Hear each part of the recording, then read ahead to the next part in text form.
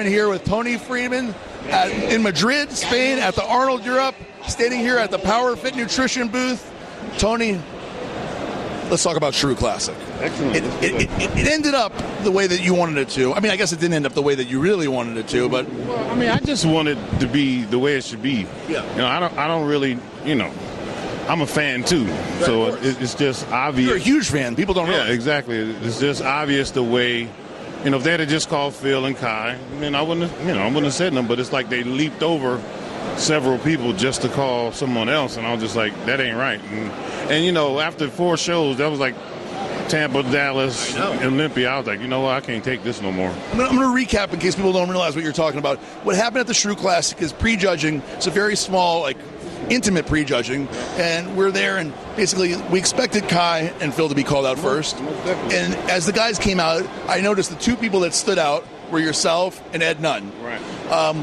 I guess the person that stood out in a way, it was Ruli Winkler, because I really was very unimpressed with Ruli. Right. I'm not saying anything bad about the guy, but he was unimpressive. It's like, this is not a perfect science. So when you're on, please acknowledge. When you're off, then you didn't make it this time. So I'm doing the play-by-play, and I'm writing the comments. So Ruli Winkler, I wrote, very off, worse than the Olympia, okay?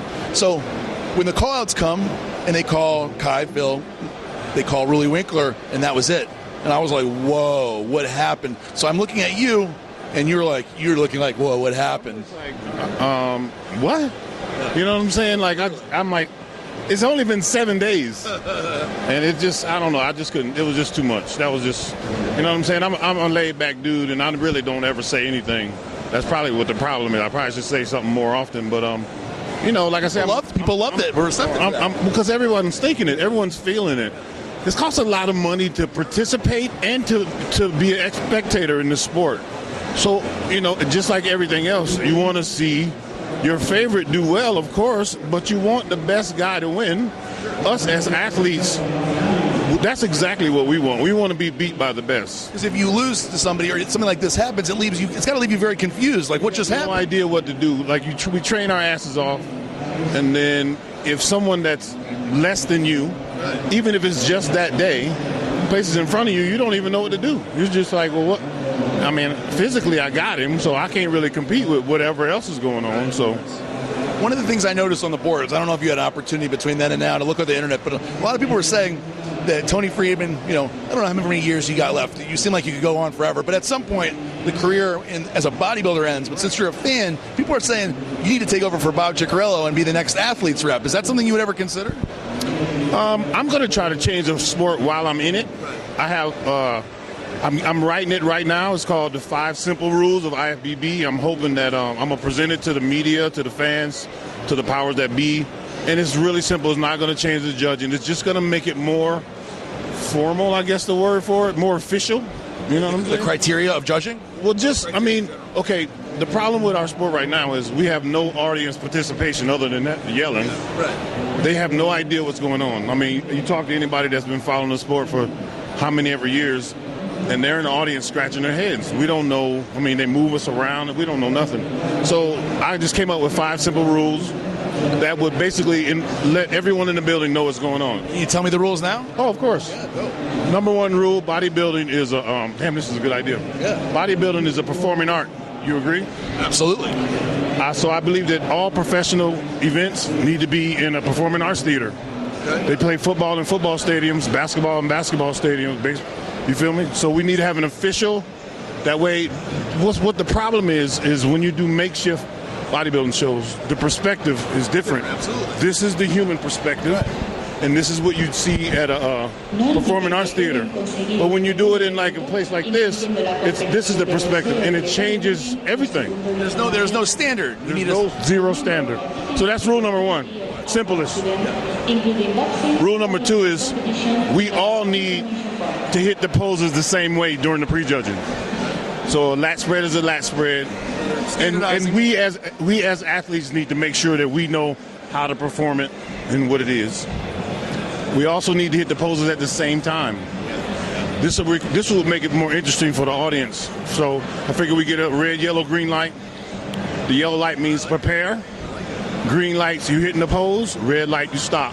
That means everybody in the building knows what's going on. You'll be able to tell if someone didn't hit it on time. You'll be able to tell if someone didn't hit it right. The third thing is the line. Let's draw a line that you can't go forward of, a line you can't go backward of, and then a line in the middle where you have to be touching at all times, either with one of your feet or the other. And then give you equal space from side to side so all this elbow bumping won't be done. That's rule number 3. Number 4, probably something simple like everybody wear the same color posing trunks. Just to make it prejudging. Yes, to make it for prejudging. Night show, you can do whatever. Yep. And then the final thing is after the judging is settled and they pick the top 6 or the top 10 or whatever, then you turn it over to the audience. So basically make the judges judging 75%. That gets you to the finals. That gets you to the pose down. And then pull out the cell phones and everybody texts in who they want. Yeah. And that way people will be dying to participate in this joint. They'll either physically show up, you can actually offer pay-per-view again. That's how you sell it to these the promoters and the judges and the officials. This will bring more people, more money. Dude, the only way you can be a fan of a sport, and I already said this, is if you know what the hell's going on. Yeah. I mean, you just don't follow things that you don't, you know what I'm saying? I don't follow cricket. I have no idea. It looks pretty interesting, right. But I have zero idea, so I can't. Unless you knew how it works, you would never be able to be a fan. You can't follow it. So what we need is just something simple, and I think those things, they don't really interfere with how the judges judge and who they pick. It just makes us do things but more formal. Right. You know, everybody hits the same pose at the same time, you know, spaced out apart so we won't be crowded and all that crap. I think it'd be awesome. Freeman's 5 laws. I like 5 simple rules at IFBB. It's just something I've been thinking about for years. I'm a spectator. I want to leave the sport and be able to come to the show and be like, you know what I'm saying? So that's it. I like it. Toney Freeman, Aaron Segerman, here at the Power Fit Nutrition booth. Speaking of that, Power Fit Nutrition, how do you guys get in touch? I know this is a Spanish company. I was just talking to the owner. They're my Spanish distributor of X-Pain. Oh, okay. And so we're really tight, and then I just, they decided to sponsor me, and so we're married now, I guess. Toney, Aaron Segerman, rxmuscle.com.